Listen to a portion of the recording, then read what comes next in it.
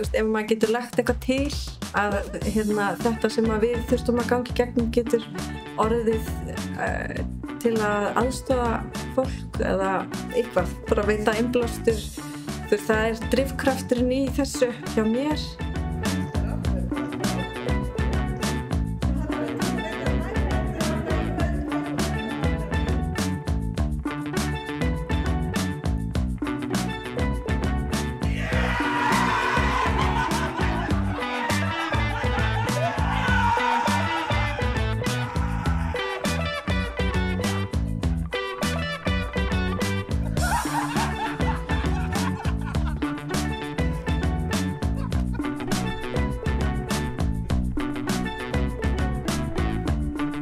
Maður vill alltaf fá einhverja töfraformúlu. Maður vill bara læknir rétti mann eina töflu eða 2 töflur og segja svo verður bara fínn á morgun. Það ekki þannig. Þetta mataræðið, hugarfarið og hreyfingin. Ég hef hlaupið greiðlega mikið og geri enn og gerði alla raunverulega meðferðina. Fyrir mér hlaupin ekkert síður andleg. Þetta svona svo, maður slekkur bara öllum vandamál sem maður út að hlaupa.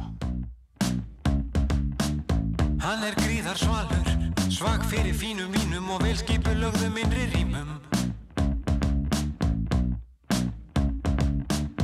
Hún með mikinn sans fyrir smáatriðum, dansar vilt að dansa, allra kynslóða, polka, ræl og valsa.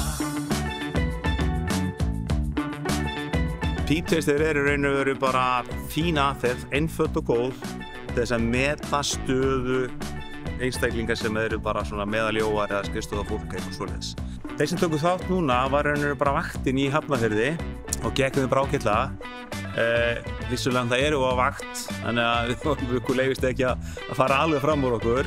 Við höfum bara mikinn áhuga á að vekja áhuga á hreyfingu og við náttúrulega leggjum mikið upp úr því okkar starfi að menn séu vel á sig komnir.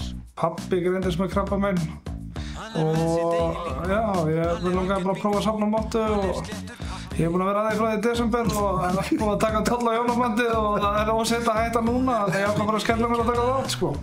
Mér langaði bara að gera eitthvað í nafni pappa, maður sem aldrei beðið neitt frá neinum og varst búinn að glíma þetta og maður sér hvað þetta starf mikilvægt, styrkja það starf, góða starf.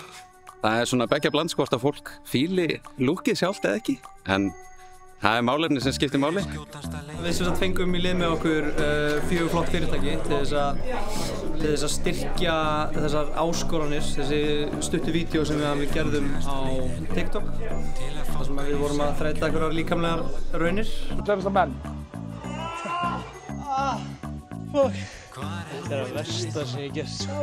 Gekk mjög vel og var mjög gaman. Já.